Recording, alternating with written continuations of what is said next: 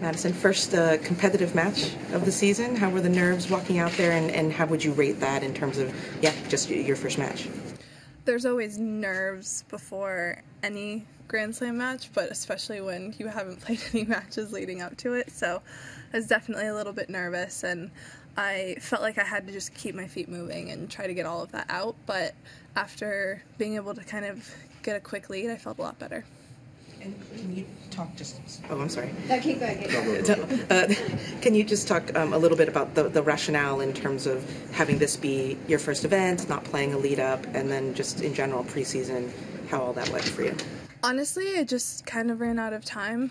I had a more significant injury than I originally thought that I had, so I actually needed more time off at the end of the season when I didn't think that was going to be the case. So I wish I could have played a warm-up tournament. It wasn't planned this way, but it just made more sense to make sure my body was 100% and try to have a injury-free year instead of trying to rush things. When you decide to not play a warm-up tournament, I know you said it wasn't really voluntary, but is there stress involved in that decision, knowing that you won't get the match play? I mean, there's a little bit of stress, but at the same time, it is what it is. I couldn't do anything about it, so all I could do was prepare as well as I could and play as many practice sets and all of that I could in the week leading up to it, and luckily things paid off and I got the win today. And also, yesterday, Andy was in, he had a dramatic match, and he said that he kind of regrets the fact that he sometimes trained too hard, sometimes tried too hard. For you as a player, how difficult is it to prioritize your body when you have all these goals and you want to achieve things? And of course, when you're younger, you're told that volume is everything normally.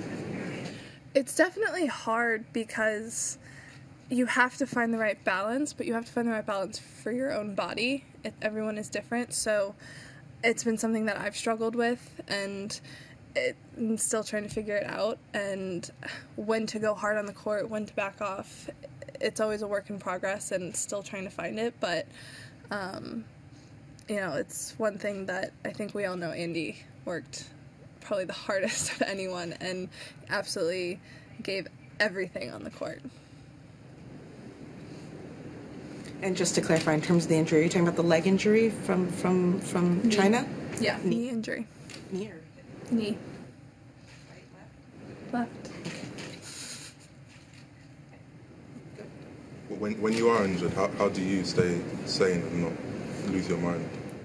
Honestly, I just kind of step away from tennis and enjoy my friends and family and do normal things. I was really excited to go to the grocery store every day. I usually don't get to do that, so it was the little things like that I was always really excited about.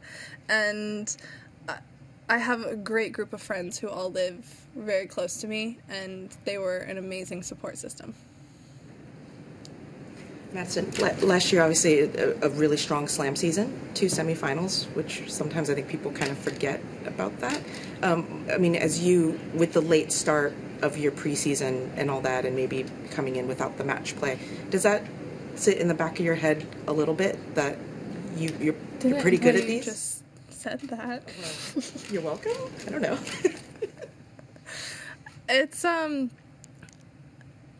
It's funny because in a lot of ways, I felt like I didn't have the best season. I wasn't super happy with it, but there were also moments that I was really proud of where I did do really well. So it's one of those things where it's okay, I want a more consistent year, and I want to do better at some of the smaller tournaments and do all of that, but I still want the slam results. So still trying to figure out where that balance falls, and who knows, maybe just not playing any warm-up tournaments is the way to go. Could be. Does it feel different for you at the slams? Because it seems that irrespective of how well you were doing before, or this time you didn't have a build-up in general, does something different click for you when you're in the majors? I think it's just different.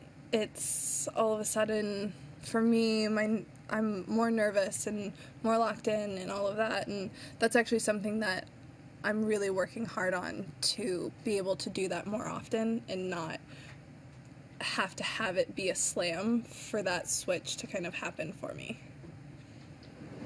You hired a new coach, and I'm wondering, how long does it usually take you to get in the groove with someone new, or is it easy for you? Or? I usually know within a week or two if we're gonna be good together and get along, and it's just right away you know if you kind of meld with someone. So Jim and I, from the start, it's been easy and it's been great, and it's been a really good couple of weeks working on a lot of things. What's his vision for your game?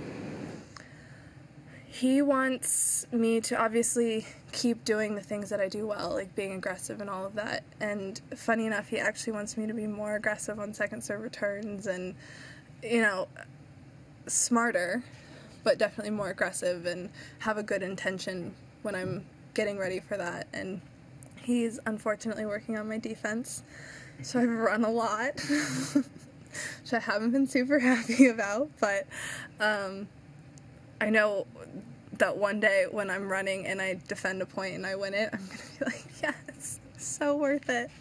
So that's been the two big things.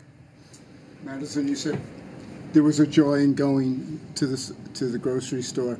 What's fun about going to the grocery store? What do you enjoy? I mean, there's food there, so I think that's self-explanatory. And just in terms of when you were able to start your preseason, since you had to have an extended time to heal, when was that? And then also, you're looking quite fit to start the year. Did the knee injury prevent you from doing the fitness work that you wanted to do at all? I started being able to do some stuff at the beginning of December, but I was still a little bit limited, and it was still seeing, you know, if we did something physical one day, I kind of had to back off the next day. So it was definitely managing that still for the first probably 10 days. So it was middle of December before I really got to ramp things up.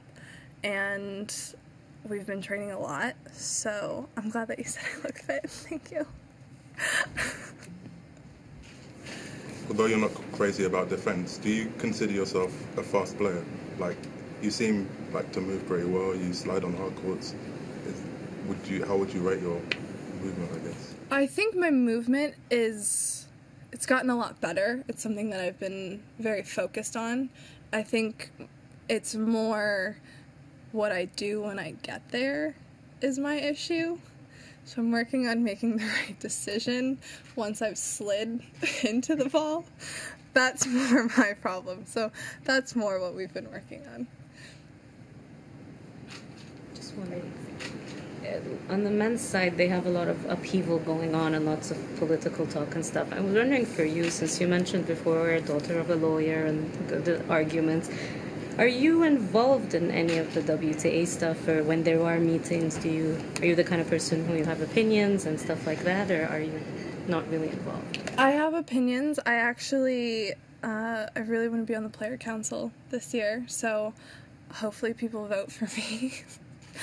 It's something that I would really like to be a part of, and I think, you know, it's our responsibility to help grow our own game, so I would like to be a part of that. Is there anything in particular that you feel very passionately about that you'd like to discuss or like to change? I'm definitely happy, at least in the States, that we've gotten a lot more TV coverage scheduled for next year. I know the fans were pretty vocal about that last year, so that's definitely a step in the right direction. But I think there's just a lot of different ways that I think we can grow the sport. I think we can have more bigger tournaments and all of that. So I mean, I don't want to like be the typical political person who's like, I promise all of these things, and then you get in there and you're like, oh wait, that's not possible. Cool. So I want to be a part of the conversation so that I understand things more. How important is it to you that tournaments stay in the United States?